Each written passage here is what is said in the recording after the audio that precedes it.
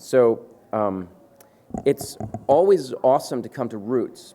The thing, though, is that it's like, how do I talk to a group of people that range from 7 years old to 70 years old? Or excuse me if some of you are younger or older or younger at heart. But ultimately, a lot of the folks that come here or are participating in either Roots or at DEF CON, many of them don't have that great a conception of the role that they can play or how important your own role as an individual in a free society is in what I'm going to be talking about, which is the overall struggle for freedom in the world. I'm here essentially to talk about defeating dictatorships. And what does that mean? And again, I am sorry if I seem like I'm talking necessarily to an audience that may either be too young or too old for you, but we can go with the flow, and I'm always happy to answer any questions. Democracy, dictatorship, they're quite long-sounding words, but what exactly do they mean? They're two words that describe very different approaches to how a country is governed. In a democracy, it is the people who choose the government. It is the people who have the power. Democracy is a belief that focuses on people, but more important, it focuses on the individual.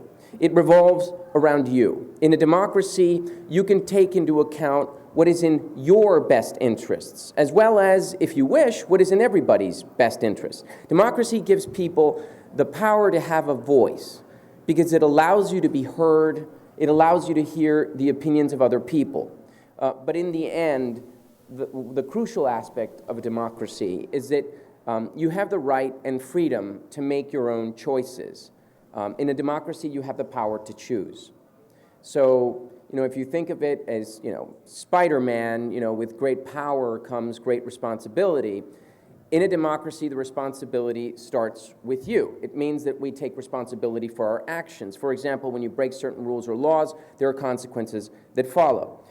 You can be educated about what's going on, about the world, so that you can make contributions to your own quality of life or to the quality of life of other people.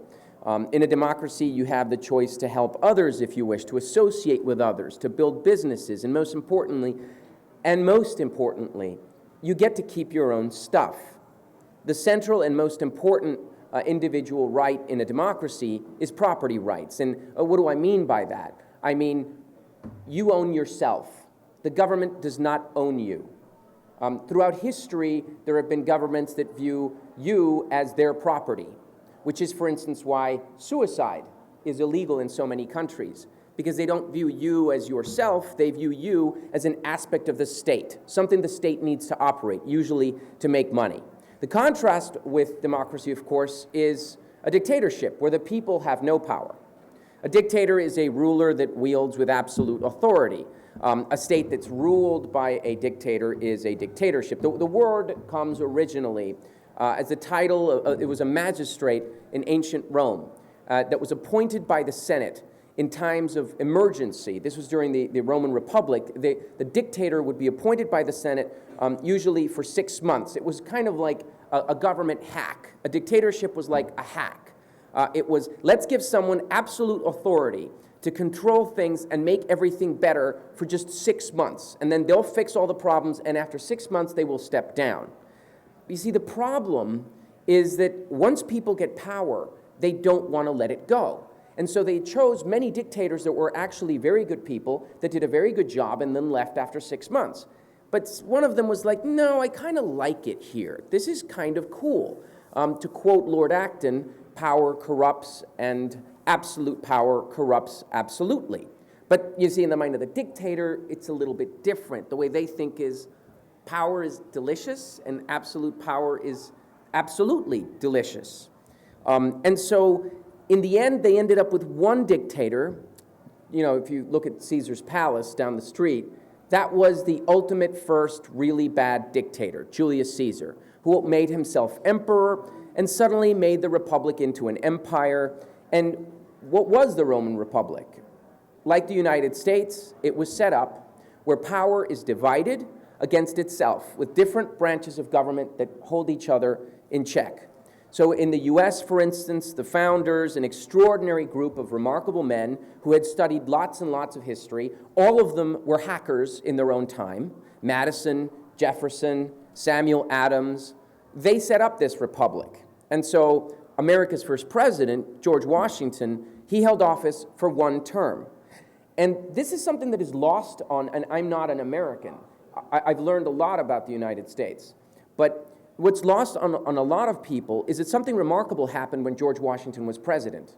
And that is, everyone expected him to stay as president forever because he had control of the United States, like a monarch. And he said, no, I'm going to turn over power after one term.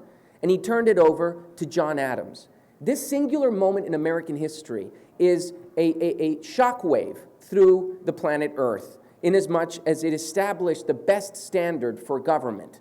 And so the freedoms we enjoy today are precisely because of the checks on government power. Democracy isn't about voting. People just think of the voting booth.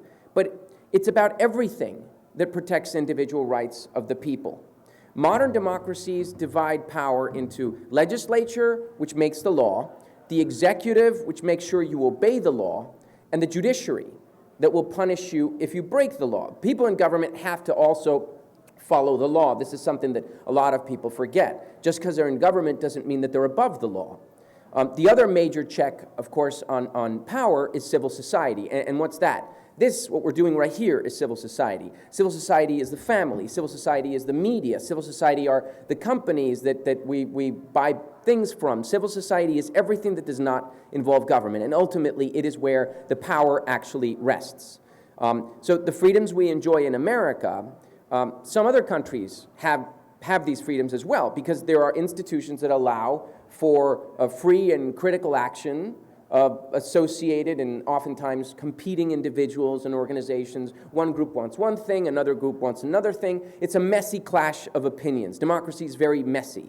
And so politicians in democratic countries are effectively forced by this division of power to respect privacy rights, competition, private property, freedom of speech, freedom of association, and today, of course, and very important, internet freedom.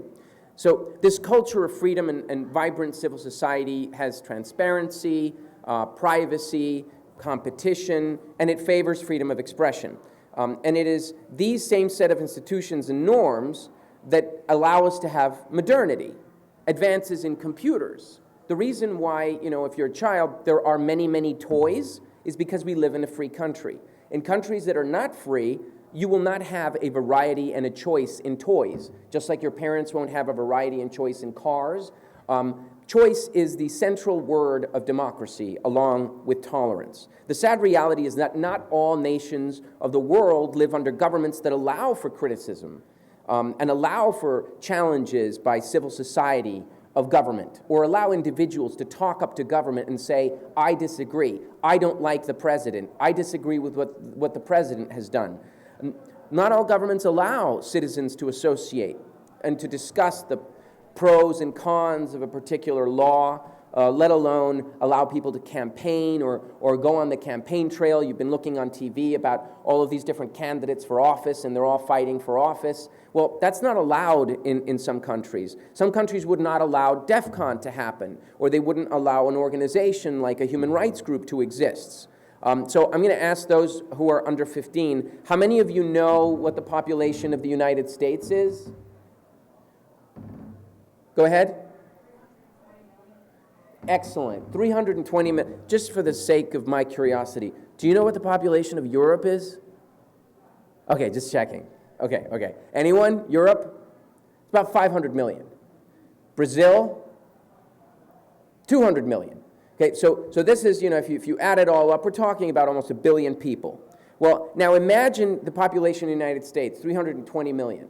Now multiply that by 10, 12 times. That's how many human beings on this earth are living under dictatorship.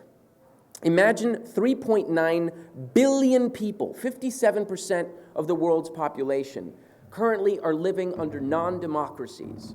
Of that, some of them are fully fledged dictatorships where there's one guy in power who doesn't allow anyone to dissent, and some of them are sort of dictatorships, where people aren't entirely under shackles. They have a few freedoms here and there.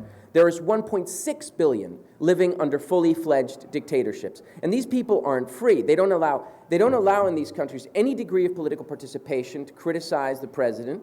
You're not allowed to choose the job you want.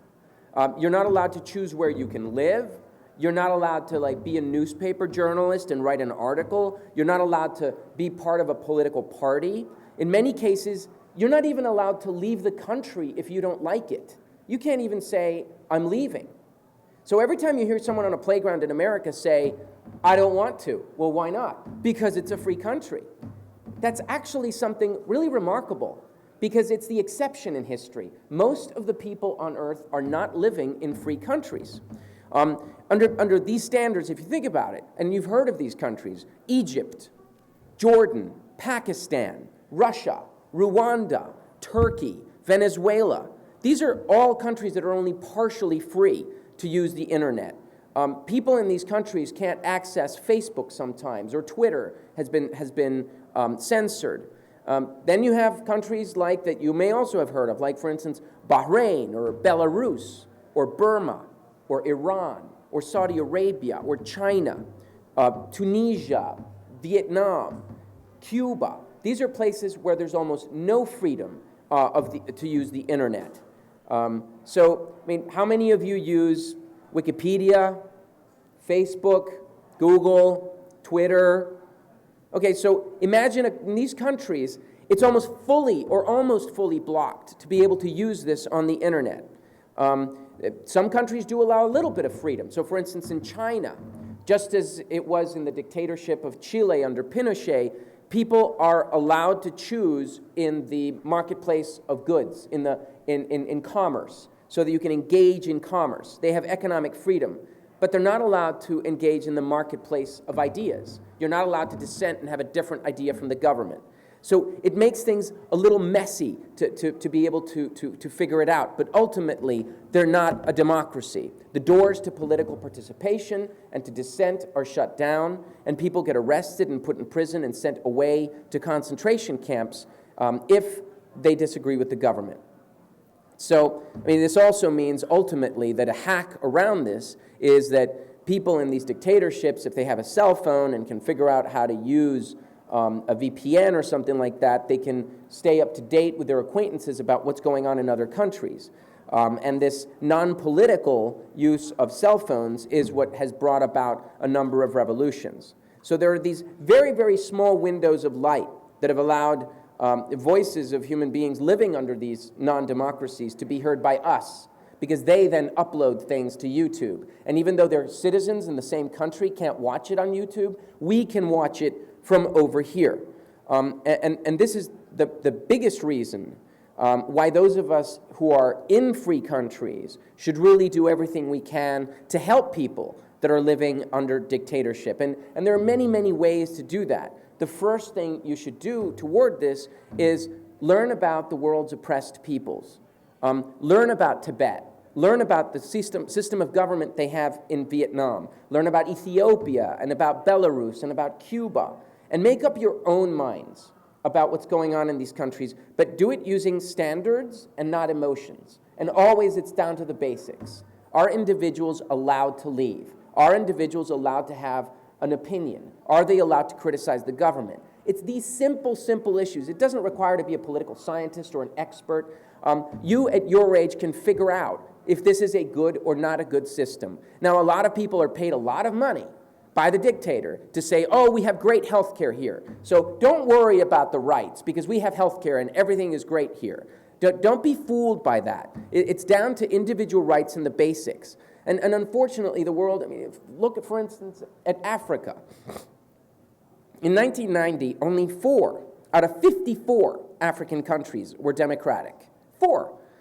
25 years later, it's only 15 out of 54 that are democratic, and only 10 of those countries are democratic successes. The free media only exists in 10 out of 54 African countries. And dictators that you should consider, they cause most of the world's problems. all of the collapsed states, all the countries that are not functioning. And so America has to send money there, or Europe has to send money there, because they have devastated their economies. It's usually because one ruling family takes all the money. So you have so many cases of corruption, grand theft, plunder, and ultimately the West's governments have to spend trillions of dollars cleaning up the mess. Dictators, unfortunately, governments don't understand that dictators are never interested in reform. They will talk about it. So Obama, for instance, or his predecessor Bush would meet with a dictator, and the dictator would say, oh, I'm going to behave better with my people if you give me a few $1 billion. So they always talk about it, but they never actually do anything. They're stone deaf to reason. They're stone deaf.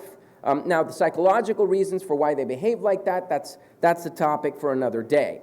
But these people are cunning survivors. They're allergic to reform, and they will do whatever it takes to keep their power and their wealth, because ultimately the reason they want power is because they want the money. So I can give you example after example of how much money. And just to give you a sense, for instance, Sani Abacha of Nigeria, a country that has people living under $2 or $3 a day, was a leader there. He amassed as president a fortune of $5 billion. Omar Bashir in Sudan, he stole about $7 billion. Hosni Mubarak in Egypt stole about $40 billion. Now, let me put that in perspective. If you take all of the net worth of all of the US presidents from Washington all the way to Obama and put all of their money in one pot over a couple hundred years, that's about $2.7 billion. This is like what a poor dictator takes away. So I mean, these are just kamikaze bandits. And they steal massive amounts of information, of not just information, but they steal massive amounts from the Treasury and don't allow information to get to their people. So the way that dictators work is always the same. They seize control of every aspect of government, cut away the checks and balances, pack these institutions with their supporters, and then begin to loot the country.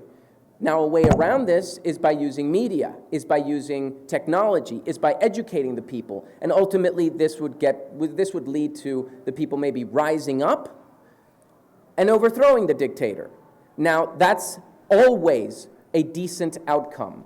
Now, after that, if steps aren't taken, once you remove the dictator, you also have to remove the things they left behind, and that's the subject for a different lecture.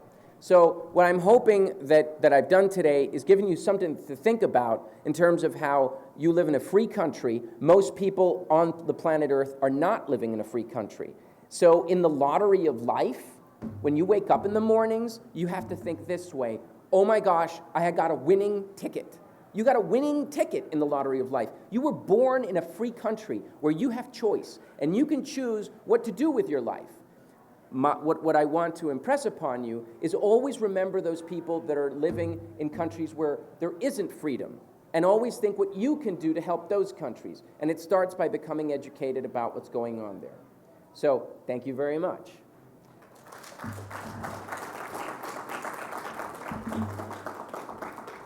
Does anyone have any questions? Okay. Over there, behind, yep.